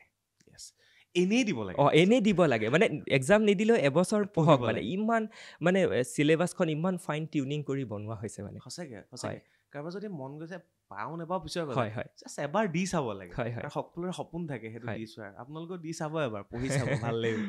আৰু ছাৰ আপুনি যিহেতু আপুনি 5 বাৰ আপুনি এটেম্প কৰিছে, ক'ৰবাত 1-2ৰ কাৰণে আপোনাৰ ইফাল সিফাল হৈছে, ছাৰে এতিয়াও ট্ৰাই কৰি আছে, একেলগে পঢ়ি আছে, ছাত্ৰ ছাত্ৰীক পঢ়াই আছে, আৰু তেখেতে এক্সিয়া IAS একাডেমীত পঢ়াই আছে যোৰহাটত। ছাৰ আপুনি প্ৰত্যেক যেতিয়াই ফেইল হৈছে, 5 টাইমছ ফেইল বা 1 নম্বৰৰ কাৰণে ইফাল সিফাল হৈছে, হাৰটো আপুনি মনা নাই এতিয়ালৈকে, সেই বস্তুটো ক'ৰ পৰা শিকিছে আপুনি মোক সেইটো? একচুৱেলি মানে মই কি হয়, যিকোনো এটা কাম কৰিলে যেনেকৈ কয় নহয় আমি কৰ্ম কৰা ফলৰ চিন্তা নকৰিবা, মই স্পেচিয়েলি কৰ্মৰ ওপৰতহে গুৰুত্ব দিওঁ, কাৰণ ফলটো মোৰ হাতত নাই। কি ফল হ'ব পিছত দেখা যাব। আৰু মই ফেইলিয়াৰ বুলি সেইটোকহে ভাবোঁ যেতিয়া আপুনি কুইট কৰি দিছে, আপুনি হতাশাত ভুগিছে, আপুনি শিকিবলৈ বন্ধ কৰি দিছে, আপুনি ডিপ্ৰেশ্যনত গুচি গৈছে। সেইখিনি বস্তু মানে মই মানে সেইখিনি চিন্তা নকৰোঁ। মানে মোৰ কথা হ'ল এটেম্প্ট দিব লাগে। বা যিসকলে চাই আছে বা আপোনাৰ ইয়াতো বহুতে ইণ্টাৰভিউ দিব আহিছে, তো দেখিছে যে তেওঁলোকেও কৈছে যে আমি 4 বাৰ দিছোঁ, 3 বাৰ দিছোঁ। তো এইটো মানে কি হয়, এটা কম্পিটিটিভ এক্সাম হয়, ইয়াত পাৰ্চেণ্টেজৰ কথা নাথাকে। কম্পিটিশ্যনত কেতিয়াবা আপুনি 19-20 হ'ল, পিছত থাকি গ'ল, কেতিয়াবা আপুনি আগবাঢ়ি গুচি গ'ল। গতিকে ইয়াতে কোনো কম নহয় বা কোনো বেছি নহয়। গতিকে কণ্টিনিউৱাছলি মই ভাবোঁ প্ৰিপাৰেশ্যন কৰি থাকিব লাগে। আৰু তাৰ কাৰণে আমাৰ যি এক্সিয়া IAS একাডেমি আছে, তাতে আপোনাৰ কি আছে, আমাৰ যিখিনি এতিয়া বৰ্তমান ছাৰ্ভিচত আছে আণ্ডাৰ মানে আছাম গভৰ্ণমেণ্ট, তো তেওঁলোকৰ যিখিনি ব্যক্তি আছে, তেনেকুৱা ব্যক্তিয়ে আমাক কি কৰে, এডভাইচ কৰে, গাইড কৰে। আৰু তেওঁলোকক আমি এপ্ৰ'চ কৰিছোঁ যে কাম কৰিব পাৰিব নেকি, আজি যেনেকৈ হলিডে আছে, তো হলিডে দিনা আহি আমাক ক্লাছ কৰি দিব পাৰিব নেকি। আৰু তেওঁলোক খুব মানে ইচ্ছুক। ইয়াতে উল্লেখ কৰিব লাগিব, এটা নক্ষত্ৰ বুলি গ্ৰুপ আছে, সেইটো গ্ৰুপত এবাউট 300 ষ্টুডেণ্টে ফ্ৰীকৈ পঢ়ে মানে। তো তাৰে এজন যিজন শিক্ষক আছে, তেওঁ অলৰেডি চিভিল ছাৰ্ভেণ্টো হয়, কিন্তু ফ্ৰী অফ কষ্ট প্ৰভাইড কৰে। তো তেখেতো আহে আমাৰ তালৈ। তো অলৰেডি মানে ছাৰ্ভিচত থকা ব্যক্তিয়ে আমাক কি কৰে, ফ্ৰী অফ কষ্ট ছাৰ্ভিচ প্ৰভাইড কৰে ছেটাৰডে ছানডে। তো এতিয়া চবেই ভাবিব যে কেনেকৈ বা পঢ়ায় তেওঁলোকে ছানডে আহিলে ৰাতিপুৱা 2 ঘণ্টা ল'লে, আপোনাৰ আফটাৰনুন 2 ঘণ্টা ল'লে, ইভিনিং 2 ঘণ্টা ল'লে। মানে তেওঁলোকেও খুব ভাল পায় এক্সামটো। ইভেন আৰু এটা কথা উল্লেখ কৰোঁ, মানে অলৰেডি ছাৰ্ভিচত আছে, ভাল পষ্টত আছে, কিন্তু আকৌ এক্সাম দিয়ে আৰু ক্ৰেকো কৰিছে। এইখিনিতে মই উল্লেখ কৰিম যে 4 বাৰ এক্সাম দিছে, 3 বাৰেই ক্ৰেক কৰিছে, মানে ফাইনেল ছিলেকশ্যন লিষ্টত নাম আহিছে। কিয় কৰিছে? ল'ৰা ছোৱালীক এইটো বুজাবলৈ যে ভয় খাব নালাগে। চোৱা, বা মই যিটো মেটেৰিয়েল তোমালোকক দি আছোঁ, বা আমাৰ এক্সিয়াই যিটো মেটেৰিয়েল দি আছে, সেইটোৰ অথেণ্টিচিটি দেখাবলৈ আমি এইখিনি কথা ধৰি লওক আপোনাক মই উল্লেখ কৰিছোঁ যে একদম অথেণ্টিক হয়। যিখন ডেইলি নিউজ পেপাৰ এনালিচিছ আছে, তাৰ কাৰণে ইভেন মোক বিহাৰৰ পৰাও ফোন আহিছে, বা দিল্লীৰ কেণ্ডিডেটেও 2-4জনে ফোন কৰিছে যে এইখন আমি ৰিলাই কৰিব পাৰিম নেকি। মই কৈছোঁ আপুনি চকু মুদি ৰিলাই কৰক। অ'কে, আৰু এইটো কাৰণে, কাৰণ তেওঁ মোক একো পইচা পাতি নিদিয়ে। মানে এটা কথা আপুনি খুব ধুনীয়াকৈ ক'লে, আপোনালৈ যে বিহাৰ দিল্লীৰ পৰা ফোন আহিছে, আমি এইটোও অনুমান কৰিব পাৰোঁ যে এটা সময় আছিল কোটা ফেক্টৰী, যে বিহাৰত এখন আমি যিবিলাক আমি দেখা পাই আছোঁ, তাতেই সেই ফেক্টৰী আছিলে। এইটো ক'ব পাৰি নেকি যে যোৰহাটত এক্সিয়া IAS একাডেমি প্ৰতিষ্ঠা কৰি দিল্লী, মুম্বাই, বিহাৰ, গুৱাহাটী, এই সকলো ভাৰতৰ বেলেগ বেলেগ জেগাৰ ল'ৰা ছোৱালী ইয়াত পঢ়িবলৈ অহাৰ সম্ভাৱনা আছে? সম্ভাৱনা আমি একচুৱেলি সেইটো এইমটো ৰাখিছোঁৱেই যে সম্ভাৱনা থাকিব। ধৰি লওক আজিৰ যিহেতু আপোনাৰ অনলাইনৰ যুগ, গতিকে তাৰ পৰা নাহিলেও তেওঁলোকে তাৰ পৰাও পঢ়িব পাৰিব। আৰু যদি কোনোবাই আহিব বিচাৰে, অসমখন ইমান ধুনীয়া, ইমান মনোৰম হয়, ইয়াত আহি আমাৰ খৰচো কম। দিল্লীতকৈতো অসম যোৰহাটত আপুনি 2-3 হাজাৰত ৰুম পাব, আহক ইয়াত পঢ়ক। আমি যেনেকৈ দিল্লী যাওঁ আপোনালোক আহি যাওক ইয়ালৈ কি অসমৰ কাজিৰঙাৰ কাষতে হয় কাজিৰঙা কাজিৰঙা আছে হয়নে? আপোনালোকৰ ডিপ্ৰেশ্যনো নহ'ব ছুইচাইড Depression ৰেটো নহ'ব। কমিব ৰিফ্ৰেছ হ'ব পাৰিব Okay. তো আৰু সেইখিনি টাৰ্গেট আমি ছাৰ লৈছোঁ এইখিনি কথা আপুনি হিন্দীত কৈ থৈ যাওক একচুৱেলি সঁচা কথা ক'লে মোৰ হিন্দীটো অলপ বেয়া মানে ইংলিছত কৈ থৈ যাওক ইভেন মই মানে ফেমিলিৰ মানুহৰ লগতো পাইছোঁ, ছাৰ, মানে গম পাইছোঁ। হেৰি কৰোঁ তথাপিও মই চেষ্টা কৰিম आप लोग जो भी इंडिया के आप किसी भी कोने में हो आप हमारे एक्सिया आईएएस एकेडमी को एक्सेस कर सकते हैं ऑनलाइन इवन आप आके हमारा जो सेकंड सिटी है आसाम का जोरहाट वहाँ पे आप आके आप रह के भी प्रिपेयर कर सकते हैं और खर्चा भी क्या है बहुत कम कम होगा होगा, हाँ। मतलब आपका कोर्स फी तो हमारा बहुत नॉमिनल है ही Yes. इसी के साथ जो आपका रहने का रेंट हो गया या फिर खाने का खर्चा हो गया वो कंपेयर टू दिल्ली बहुत ही कम है कम हो जाएगा और काजीरंगा है हाँ नजदीक में काजीरंगा है नज़दीक कामाख्या में है गुवाहाटी हाँ। में बहुत कुछ है नेचुरल बहुत ब्यूटी है तो आप लोग आइए दिल्ली से जोरहाट में पढ़िए হয় মই চলাই দিওঁ আৰু হিন্দী হয় মোৰো তেনেকুৱাই মানে মই একচুৱেলি বহুতে ভাবে আগৰলা বহুত স্পষ্ট কম চাগে মানে আমাৰ টাউনতো গম পাইছোঁ। বহুতে ভাবে বা আমাৰ ফেমিলিত মই মা আৰু ভণ্টিৰ বাহিৰে সকলোৰ লগতে অসমীয়াত পাতোঁ মই কৈলাশ খেৰৰ লগতে প্ৰগ্ৰেম চলাই দিছোঁ হিন্দীত এনিৱে ভাল লাগিলে আপোনাৰ হয়, লগত হয়, কথা হয়। পাতি লাষ্ট এটা প্ৰশ্ন কৰিম হয়। শেহতীয়াকৈ অসমীয়াটো লিখিব পৰা এটা ব্যৱস্থা কৰিছে হয় চ' কোনোবাই এইকেইদিন এইবাৰ মই ইয়ালৈ অহা কেইবাজনেও কৈছে ঠিক আছে অসমীয়াটো হৈছে পঢ়িবলৈ কৈছে কিন্তু অসমীয়াত লিখিলে সময়ৰ অকণমান প্ৰব্লেম হয় হয়। সেইটো আপুনি কেনেকৈ ধৰে একচুৱেলি English কি বা- হয় এটা কথা আছে প্ৰেক্টিচ মেক্স পাৰফেক্ট গতিকে ইংৰাজী আৰু এটা কথা এইটো হৈ যায় যে ইংৰাজীত আপোনাৰ কি হয় একে পাকে হৈ যায় অসমীয়াত আপোনাৰ ধৰি লওক আ কাৰ ই কাৰ দিওঁতে সময় লাগে কিন্তু মই ভাবোঁ যদি প্ৰেক্টিচ কৰে অসমীয়াটো পাৰিব কিয়নো অসমত ছাৰ্ভ কৰিব অসমীয়া ভাষা জনাটো লিখিব জনা বা ক'ব জনাটো নিতান্তই প্ৰয়োজনীয় হয় নিশ্চয়। গতিকে সেইটো মানে বাধা নহয় আৰু এইটো বহুতে ভুল কৰে যে এতিয়াৰ পৰা দিছে অ, একচুৱেলি আগৰ পৰাই আছে আগৰ পৰাই আছে এই যিখন পেপাৰ ফ্ৰেম কৰে সেইটোহে এইবাৰ অসমীয়াত দিছে অ'কে হয়। এবাৰ মানে কুৱেশ্যনবোৰো অসমীয়াত আহিছে কুৱেশ্যনবোৰো ইংৰাজীৰ লগতে অসমীয়া অসমীয়াও অনুবাদটো আহিছে। আছে হয় আগতে অকল ইংৰাজীত আহে ই অসমীয়াত আগতে লিখিব পাৰে হয় হয় খুব ভাল লাগিলে কথা পাতি তেখেতৰ লগত বিতু আগৰৱালা ডাঙৰীয়া আৰু অসমীয়া ইমানেই স্পষ্ট অবভিয়াছলি অসমৰ ল'ৰা অসমতে অসমৰ বায়ু পানী সেৱন কৰি তেখেত অসমীয়া এইখিনিতে মই কৈ থওঁ তেখেতে যেতিয়া এক্সাম দিছিলে ইণ্টাৰভিউত তেখেতক এটা প্ৰশ্ন কৰিছিলে যে আপোনাৰ অসমীয়া ইমান স্পষ্ট তেতিয়া আপুনি কিবা এটা কৈছিলে হয় তেতিয়া মই কৈছিলোঁ যে নাই মই মানে অসমৰে হয় অসমতে থাকিছোঁ আৰু অসমতে মই অসমীয়াতে পঢ়িছোঁ আপ টু গ্ৰেজুৱেশ্যন আৰু তাৰপিছত মই মাষ্টাৰ্ছ কৰোঁতে এইটো মানে মোৰ কাৰণে মেণ্ডেটৰী হৈ গ'ল নহ'লে মই সেইটো অসমীয়াত পঢ়িলোহেঁতেন অ'কে তো তেতিয়া মোক ক'লে যে ঠিক আছে তুমি এটা কবিতা আবৃত্তি কৰা তেতিয়া একচুৱেলি মোৰ কবিতাৰ প্ৰতি ইমান ৰাপ নাই এইটো ফাইনেল ইণ্টাৰভিউত হয় ফাইনেল ইণ্টাৰভিউত বাপ মেডাম এগৰাকী আছিল তেখেতৰ নামটো মই মোৰ মনত নাই বা নাজানিছিলোঁ মই তো তেতিয়া মোক তেখেতে ক'লে যে তুমি এটা কবিতা আবৃত্তি কৰা তাৰপাছতে তেতিয়া মই সেইখিনি মানে ক'লোঁ যে ঠিক আছে মই গোটেইটোতো নাজানো সাগৰ দেখিছা দেৱকান্ত বৰুৱাৰ দ্বাৰা ৰচিত তো তেখেতৰ কবিতাটো মই পাঠ কৰিছিলোঁ হয় শুনাই দিয়ক আমাক তিনিটা লাইন কবিতাৰ শিৰোনাম সাগৰ দেখিছা কবি দেৱকান্ত বৰুৱা সাগৰ দেখিছা দেখা নাই কেতিয়াও ময়ো দেখা নাই শুনিছোঁ তথাপি তো ইমানখিনি ক'লোঁ তাৰপৰা মেমে ষ্টাৰ্ট কৰিলে মেমে ক'লে ঠিক আছে মই এণ্ড কৰি দিম তো 2-4 লাইন তেখেতে সহযোগ কৰিছিলে হয় খুব ভাল লাগিলে ছাৰ ধন্যবাদ ভাল লাগিল আৰু মই ভাবোঁ এক্সিয়া আইএছ একাডেমীৰ কেইবাজনো শিক্ষকৰ ভিতৰত আপুনি এগৰাকী অন্যতম শিক্ষক বুলি কৈছে দুই এজনে আৰু আপোনাক সেইকাৰণে চাগে ভাল পায় আপোনাৰ কথা বতৰাবোৰ তেনেকুৱা ধৰণৰ আৰু 5বাৰকৈ তেখেতে আগবাঢ়িছে আৰু অকণমান পিছতে হয়তো আৰু এবছৰৰ পিছতে তেখেতক ইয়ালৈ আকৌ আমি মাতি আনিম সেইবাৰ অলপ বেলেগ ধৰণে মাতি আনিব লাগিব হয়তো তেখেত তেতিয়া ক্ৰেক কৰি পেলাই আহিব শুভেচ্ছা থাকিল অ'কে থেংক ইউ ছ' মাছ দাদা ধন্যবাদ আৰু এইবাৰ আমাৰ মাজলৈ আহি আছে আকাংক্ষা হাজৰিকা আৰু তেখেতো হৈছে এগৰাকী মেণ্টৰ গতিকে তেখেতক স্বাগতম জনাইছোঁ এইবাৰ এয়া আছিলে বিতু আগৰৱালা ডাঙৰীয়া আৰু তেখেত খুব ভাল এগৰাকী শিক্ষক সকলোৱে ভাল পায় তেওঁৰ ছাত্ৰ ছাত্ৰীসকলে খুব ভাল পায় বুলি আমি শুনিছোঁ আৰু কথা পাতি মোৰ খুব ভাল লাগিল আৰু এইবাৰ আহিছে আকাংক্ষা হাজৰিকা আৰু তেখেতো এগৰাকী মেণ্টৰ বা টিচাৰ বুলি আপুনি ক'ব পাৰে এক্সিয়া আইএছ একাডেমীত নমস্কাৰ নমস্কাৰ দাদা আৰু আপুনি গুৱাহাটীত পঢ়াই আছিল এটা ব্ৰেণ্ডেড একাডেমীত হয় তাৰপিছত আপুনি গুৱাহাটীৰ পৰা গৈ যোৰহাট পালেগৈ এক্সিয়া একাডেমীৰ আমন্ত্ৰণত কি দেখিলে যে গুৱাহাটীৰ পৰা গৈ আপুনি যোৰহাটত পঢ়াবগৈ চাম মৰমৰ যোৰহাট মৰমৰ যোৰহাট ইয়াত থাকি পেলাই পঢ়াই আছিলোঁ ভালতো লাগিছিলেই কিন্তু এটা অফাৰ পালোঁ যে মোৰ নিজৰ যিখন জেগা সেই জেগাখনতে ইমান ধুনীয়া এটা ইনষ্টিটিউট গ্ৰ' কৰিছে চ' গতিকে প্ৰথমতে মই ইয়াৰ পৰা যাব লওঁতে ইনষ্টিটিউটে মোক নিদিছিলে চ' তেওঁলোকে মোক বহুত ডিম'টিভেট কৰিছিলে মানে কি সেইটো অভিয়াছলি কৰিব যে তুমি ব্ৰেণ্ডেড কোম্পানী এটা বা এটা ইনষ্টিটিউটৰ পৰা তুমি তালৈ গৈছা তাত কেনেকুৱা হ'ব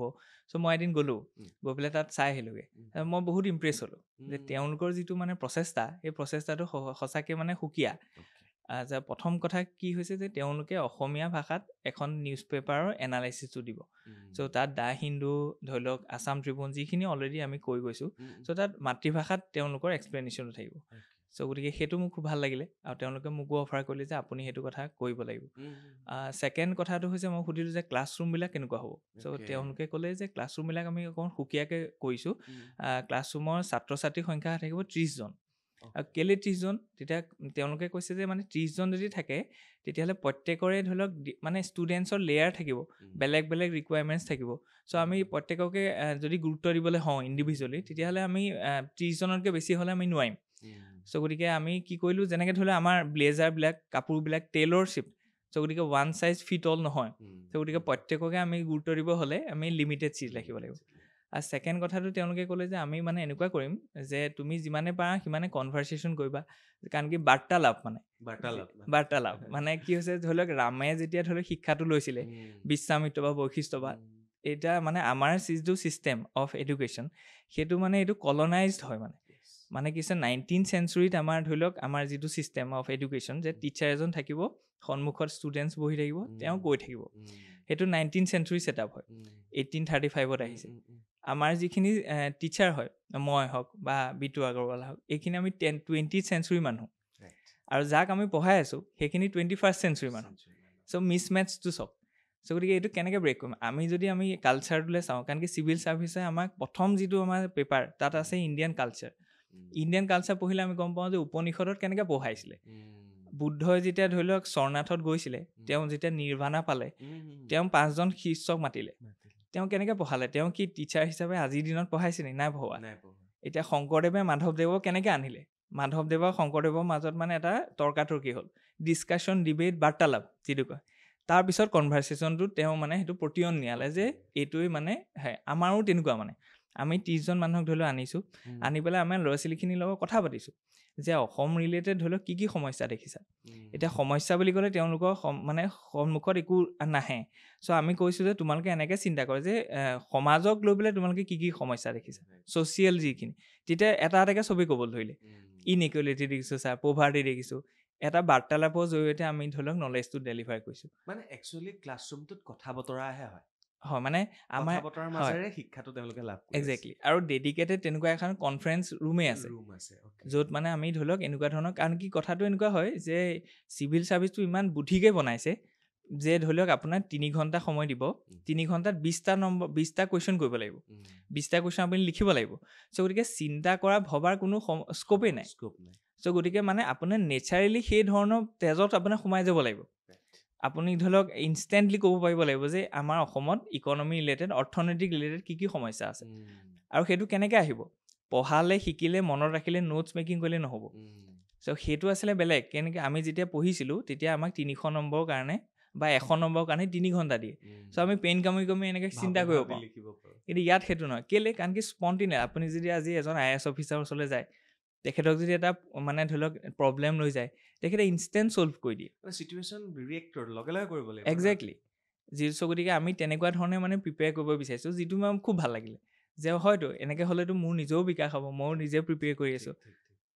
আপুনিওতো এটেম্প কৰিছে হয় আপুনি কেইবাৰ এটেম্প কৰা হ'ল চ' মই 3বাৰ দিছোঁ আৰু ইয়াৰ আগতে মই CDS নামৰ এটা ইণ্টাৰভিউ দিছিলোঁ আৰু এটা SSB ইণ্টাৰভিউটো 4বাৰ দিছিলোঁ চ' গতিকে এইখিনি মানে মই যথেষ্টখিনি অভিজ্ঞতা আছে হয় চ' তাত মানে যিটো ফৰ্মেট অফ ইণ্টাৰভিউ সেইটো তেনেকুৱাই হয় মানে চাইক'লজিকেল টেষ্ট এটা হয় এটা ধৰি লওক GTO টেষ্ট হয় আৰু এটা হয় ইণ্টাৰভিউ টেষ্ট চ' মানে আপোনাৰ মুখৰ কথা চিন্তা আৰু কাম এই 3টা একেলগ হ'ব লাগিব তেতিয়াহে আপোনাৰ মানে you are fit for joining Indian army আৰু ইয়াতো কথাটো তেনেকুৱা চিভিল ছাৰ্ভিচ হ'বলৈ হ'লে আপোনাৰ ধৰি লওক আপুনি চিন্তাৰ কাম আৰু লিখনি একেটা সময়তে হ'ব লাগিব চ' গতিকে সেইটো ফৰ্মেটত আমি ধৰি লওক আগবঢ়াইছোঁ, গতিকে আগবাঢ়ি গৈ আছে, ভাল লাগিছে। খুব ভাল লাগিছে। আপোনাৰ বয়স বেছি হোৱা নাই নিশ্চয়? নাই হোৱা। ক'ব নালাগে বাৰু, দেখাততো একেবাৰে সৰু সৰু নিচিনাই লাগে। আৰু যেতিয়া আপোনাৰ বয়সৰ বা আপোনাতকৈ 2 বছৰ কম বয়সীয়া ছাত্ৰ ছাত্ৰী পঢ়িবলৈ আহে, যিটো বণ্ডিং হয় সেইটো চাগে বেছি ভাল মেটচ হয়। হয় ভাল লাগে। ভাল লাগে আৰু তেওঁলোকে মানে খুলি পেলাই ক'ব পাৰে কথা। চ' কাৰণ কি আমাৰ ধৰি লওক তেনেকুৱা ধৰণৰ পৰিৱেশ এটাতে ইক' চিষ্টেম এটাতে আমি বনাইছোঁ। ধৰি লওক আপুনি কি পঢ়ায় মেইনলি? মই এতিয়া এইটো জিঅ'গ্ৰাফী পঢ়াই আছোঁ, আৰু ডেইলি যিখন নিউজ পেপাৰ এনালিচিছ আছে তাৰ অসমীয়া পাৰ্টটো মই কৰাওঁ। টোটেল এক্সিয়া IAS একাডেমীত কিমান টিচাৰ আছে বা মেণ্টৰ আছে? টোটেল 7জন আছে। হয়। তাৰে আমি ধৰি লওক 3জন এক্টিভ লেছ, 4জন গেষ্ট ফেকাল্টি আছে। হয়। আৰু অলৰেডি আগৰৱালা ডাঙৰীয়াই কৈ থৈ গ'ল, বেলেগ বেলেগ অভিজ্ঞ ব্যক্তি আহি তাত ক্লাছো। একজেক্টলি। ধৰি লওক যিজন ধৰি লওক আমাৰ এতিয়া ইকনমিক ছাৰ্ভে আৰু বাজেটৰ যিখন, চ' গতিকে সেইজন এজন অলৰেডি কৈ গোৱা যে তেওঁ এজন ছাৰ্ভিচত এনৰোল হোৱা। চ' গতিকে তেওঁ নিজে বহুত ডেডিকেটেডলি আহি পেলাই তেওঁ দিয়ে। ঠিক তেনেকৈ আমাৰ ডিফাৰেণ্ট ছেক্টৰ, নট অনলি মানে টিচাৰ। ধৰি লওক আজি এটা ধৰি লওক is of doing business, India মানে অসমত ধৰি লওক কিয় বিজনেছমেন এজন নাহে, তাৰ উত্তৰটো কোনে দিব পাৰিব? নিজে যি বিজনেছ। চ' তেনেকুৱা এজন মানুহ আমাৰ ওচৰত আছে, যি ধৰি লওক তেওঁলোকে বা ঠিক তেনেকৈ ধৰি লওক খেতি বাতিৰ লগত জড়িত। চ' তেওঁ সেইখিনি সমস্যাৰ কথা ডাইৰেক্ট কয়। আৰু আমি তেনেকুৱা ধৰণৰ এটা কনচেপ্টটো মানে ফিউচাৰত ভাবি থৈছোঁ যে আমি তেনেকৈ এজন মানুহক মাতিম, বা আমাৰ ল'ৰা ছোৱালী যিহেতু 30জন এটা বেটছত, চ' আমি লৈ যাম, লৈ গৈ পেলাই যোৰহাটতে বা আশে পাশে ধৰি লওক বহুত অনুষ্ঠান আছে, য'ত ধৰি লওক এজন খেতিয়কৰ ওচৰলৈ যদি লৈ যাওঁ, তেওঁ কেনেকৈ এণ্ট্ৰিপ্ৰিনিয়ৰ মানে খেতিয়ক মানে ধৰি লওক আজিকালি যি ডেকা ল'ৰাটোখিনি, চ' গতিকে তেওঁক যদি সোধোঁ যে আপোনাৰ কি কি সমস্যা আছে, তেওঁ ডাইৰেক্ট ক'ব, একদম মনত থাকি যাব। চ' আগৰ দিনততো তেনেকৈ আছিলে, উপনিষদ শব্দটোৰ অৰ্থই সেইটো। ঠিক বেদ উপনিষদ। আৰু এটা প্ৰশ্ন, আপোনালোকৰ আৰু এটা কথা ভাল লাগিল, আপোনালোকৰ কোনো হলিডে নাই বুলি কৈছে। দেওবাৰ, শনিবাৰ, বুধবাৰ পূজা একো নাই, সদায় ক্লাছ হয় বুলি। হয়, কাৰণ কি মানে কি হৈছে, এদিন যদি আমি ব্ৰেক লৈ লওঁ, এটা কণ্টিনিউটি থাকে, মানে সেই কণ্টিনিউটিটো ব্ৰেক হৈ যাব। আমাৰ কথাটো হৈছে যে নিউজ পেপাৰখন ওলাই আছে নাই, যদি নিউজ পেপাৰ ওলাইছে আমিতো এনালাইচিছ দিবই লাগিব। 26 জানুৱাৰী বুলিতো বন্ধ কৰি দিয়া নাই দা হিন্দুখন, তেনেকুৱা মানে কথাটো। ভাল লাগিলে কথা পাতি আটাইকেইগৰাকীৰ লগতে। চ' লাষ্ট মই আগৰৱালা ছাৰকো সুধিছিলোঁ যে একচুৱেলি ভুলৰ পৰাই শিক্ষা হয় ন? হয়। তো একদম শেহতীয়াকৈ আমি এইটো প্ৰশ্ন সুধিব পাৰোঁ, মই আগতেও কেইবাজনকো সুধিছোঁ। একচুৱেলি আমি পঢ়িব কি লাগে সেইটোতো আমি জানিবই লাগে, কি পঢ়িব নালাগে সেইটোও জানিব লাগে বুলি মোক বহুত কেইজনে কৈ থৈ গ'ল। তো মই সেইটো যদি টিচাৰ হিচাপে আপোনাক সোধোঁ, একচুৱেলি ছাত্ৰ ছাত্ৰীয়ে কি পঢ়িব নালাগে সেইটোও কৈ থৈ যাওক আপুনি মোক। কি পঢ়িব নালাগে বুলি ক'বলৈ আচলতে দিগদাৰ, কেলে কাৰণ কি এতিয়া আপুনি যিটোৱে পঢ়ে তাৰপৰা আপুনি কি উলিয়াইছে, সাৰমৰ্মটো কি লৈছে, সেইটো মূল কথা, আৰু কেনেধৰণে আপুনি সেইটো উপস্থাপন কৰিছে সেইটো মূল কথা। এতিয়া কাৰণ কি সকলো বস্তু আমাৰ ঋগবেদে কি শিকাইছে, লেট দ্য নবেল থিংছ কাম ফ্ৰম অল ছাইড। আৰু আমি সেইকাৰণে কালচাৰেলি ইমান চহকী, মানে যে আমাৰ আগৰ মানুহখিনিয়ে আমাৰ কালচাৰটো কি কৈছে যে মেল্টিং পট, মানে এইটো যে চাৰিওফালৰ পৰা বস্তুবোৰ আহিছে আৰু ইয়াত চব বস্তু সোমাইছে। আৰু চিভিল ছাৰ্ভিচটো তেনেকুৱাই, ধৰি লওক আমাৰ সেইকাৰণে স্পেচিয়েলাইজ নালাগে। সেইকাৰণে ধৰি লওক society, geography, environment, ecology, disaster, security, ethics চব লাগিব অলপ। চ' গতিকে সকলো বস্তু শিকিব লাগিব। চ' নপঢ়িবলৈ ক'বলৈ অলপ দিগদাৰ। আৰু এটা কথা ওলালে, আজিকালি আগতে ইনফৰমেশ্যনে নাই, আজিকালি ইমানেই বেছি ইনফৰমেশ্যন যাৰ ফলত হৈ গৈছে কনফিউজ। সেইটো কেনেকৈ দূৰ কৰিব পাৰে? কনফিউজনটো দূৰ কৰিবৰ কাৰণে মানে ধৰি লওক মেণ্টৰ লাগিব অকণমান। আৰু আমাৰ ইয়াত মানে কি হৈছে যে আমি পাৰ্চনেলাইজ মেণ্টৰ কৰোঁ। আৰু কেনেকৈ কৰোঁ যে প্ৰথম কথাটো হৈছে যে ডেইলি ৰুটিনখন কেনেকুৱা হ'ব এজন মানুহৰ। কাৰণ কি মানে জিম ৰণৰ এটা কোট আছে যে আপুনি ডিচিপ্লিন নহ'লে ৰিগ্ৰেট, এই দুটাৰ ভিতৰত কিবা এটা মানে আপুনি মানে পেইন ফিল কৰিবই লাগিব। হয় আপুনি আজি ৰিগ্ৰেট কৰক, নহয় আপুনি আজিৰ পৰা ডিচিপ্লিন হওক। চ' এতিয়া মেইন প্ৰব্লেমটো হৈছে যে ডিচিপ্লিন। আৰু ডিচিপ্লিনটো কিয় নাই, কাৰণ কি তেওঁলোক দায়বদ্ধ নহয়। চ' আজি ক্লাছ এটা হৈছে, তেওঁলোকে পঢ়িছে, ঘৰলৈ গুচি গৈছে, গোটেই এটমছফিয়াৰটো বেলেগ হৈ গ'ল। চ' আমাৰ কথাটো হৈছে যে আমি তেওঁলোকক এটা ডেইলি ৰুটিন এটা দি দিওঁ, আৰু সদায় 10টা বজাত আমি ফোন কৰোঁ। আৰু আমাৰ 7জন ফেকাল্টিয়ে তেনেকৈ ভাগ কৰি লৈছোঁ, মানে মোৰ আণ্ডাৰত ধৰি লওক 3-4জন ষ্টুডেণ্ট থাকে। মই প্ৰত্যেক দিনাখনে তেওঁলোকক এটা টাৰ্গেট দিওঁ, বা তেওঁলোকে নিজে কয় যে আজি আমি এইটো কৰিম, ঠিক আছে। চ' গতিকে আৰু সেই বস্তুটো কিমান কৰিলে, আৰু তাত কিবা প্ৰব্লেম আছে নি, কাৰণ কি এজন মানুহক ধৰি লওক আগবাঢ়ি লৈ যাবলৈ তেওঁৰ লগত মানে আপুনি লাগি থাকিব লাগিব। চ' এটা ক্লাছ কৰি 2 ঘণ্টা পঢ়াই পেলাই তেওঁক আপুনি চিভিল ছাৰ্ভিচ ক্ৰেক কৰাবলৈ বহুত দিগদাৰ। চ' গতিকে সেই ডিচিপ্লিনটো আনিবৰ কাৰণে তেনেকুৱা ধৰণৰ মানে এটা ক'বলৈ গ'লে এইটো চাইণ্টিফিক মডেল মানে আৰু নট অনলি মানে যে আমি অকল তেওঁক চিভিল ছাৰ্ভিচটো ক্ৰেক কৰিব বিচাৰিছোঁ এজন হিউমেন ৰিচ'ৰ্চ হিচাপে ডেভেলপ কৰিব বিচাৰিছোঁ কাৰণ কি তেওঁ জীৱনত ধৰি লওক 80 বছৰ ভিতৰত বা যিটোৱে তেওঁৰ জীৱনকাল তেওঁ 1 বা 2 বছৰহে চিভিল ছাৰ্ভিচটো প্ৰিপেয়াৰ কৰিব এই যদি 2 বছৰতে গোটেই কথাখিনি যদি শিকি লয় তেওঁৰো কিমান লাভ হ'ব আপুনি ভাবক খুব ভাল আৰু মোৰ আপোনালোকৰ কথা পাতি এনেকুৱা লাগিলে যে সঁচাকৈ পাৰফেক্ট টিচাৰ আৰু সকলোবিলাক বিষয়ৰ ওপৰতে নলেজ আছে যি প্ৰশ্নই সুধিছোঁ প্ৰত্যেকটো খুব ধুনীয়া এটা উদাহৰণ দি পেলাই তেখেতে বুজাই দিছে সেয়া বেদ হওক উপনিষদ হওক সকলোবিলাক সাঙুৰি পেলাই খুব বেছি ভাল লাগিলে আৰু শেষত এইটো সুধিব বিচাৰিম আপুনিও তাতে থাকে নে মোৰ ঘৰ যোৰহাটতে ইনষ্টিটিউটৰ পৰা মোৰ ঘৰলৈ ধৰি লওক 2 কিলোমিটাৰ তেতিয়াহ'লে ঘৰ ওলাবগৈ চাগে কেতিয়াবা হয় ষ্টুডেণ্ট আপোনাৰ আৰু মইতো 10-11 বজালৈকে তাতে থাকোৱেই থাকে তাৰপিছতো যদি আকাংক্ষা হাজৰিকা ডাঙৰীয়াক লগ পাব বিচাৰে ঘৰলৈকে গুচি যাব পাৰিব টেনশ্যন নাই ভাল লাগিলে বিদায় লওঁ তেতিয়াহ'লে ঠিক আছে আৰু শেষত আমি এই অনুষ্ঠানটোৰ পৰা এটা বস্তুৱে শিকিলোঁ মই কি শিকিলোঁ গোটেইখিনি কৈ দিব বিচাৰিছোঁ আপোনালোকক এয়া হৈছে এক্সিয়া IAS একাডেমি আৰু তেওঁলোকে গুৱাহাটীত নহয় তেওঁলোকে উজনি অসমৰ যোৰহাটত আৰম্ভ কৰিছে আৰু 2025 1 জানুৱাৰী তাৰিখে আৰম্ভ কৰিছে কিছু পৃথককৈ আৰম্ভ কৰিবলৈ চেষ্টা কৰিছে ছাত্ৰ ছাত্ৰীৰ সংখ্যা ক্ৰমান্বয়ে বৃদ্ধি পাইছে গুৱাহাটীলৈ আহি কোনো ছাত্ৰ ছাত্ৰীয়ে এই এক্সামসমূহৰ কাৰণে প্ৰিপেয়াৰ নকৰিলেও হ'ব ইয়াত যথেষ্ট খৰচৰ এটা সীমা থাকে বা বাঢ়ি গৈ থাকে গুৱাহাটীত আহি যোৰহাটতে ঘৰৰ ভাত খাই ঘৰত থাকি পৰিয়ালৰ লগত থাকি আপোনালোকে প্ৰিপেয়াৰ কৰিব পাৰিব তেওঁলোকৰ এটা খুব ধুনীয়া লাইব্ৰেৰী আছে য'ত আপোনালোকে পঢ়িব পাৰিব তেওঁলোকৰ শিক্ষকক এনি টাইম 24/7 তাতেই লগ পাব গতিকে সেইটো এটা খুব ভাল সুবিধা আৰু তেওঁলোকে পেপাৰ এনালাইচিছৰ ওপৰত খুব ধুনীয়াকৈ ভিডিঅ' প্ৰস্তুত কৰিছে অসমীয়া মাধ্যমতে কৰাৰ চেষ্টা তেওঁলোকে কৰিছে